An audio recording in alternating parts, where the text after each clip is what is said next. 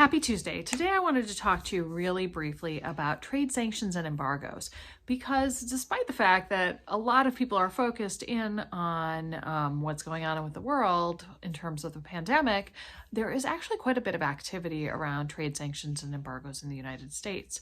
Namely, it was just recently announced that Venezuela has received additional trade sanctions and embargoes against key leaders, including the president, Nicolas Maduro.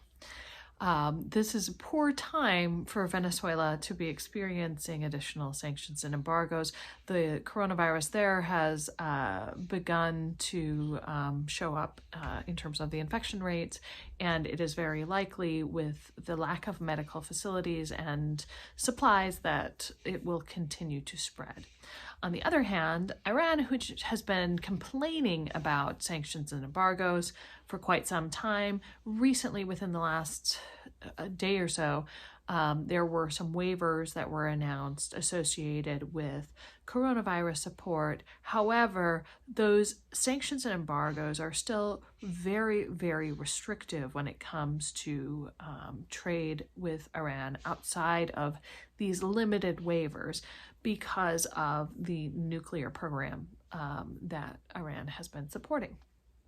So, one thing to keep in mind from a compliance perspective: trade sanctions and embargoes still exist. People are still getting into trouble for them, and you need to make sure that your program addresses all of these very, very many nuances that exist in the trade sanction and embargo regulations.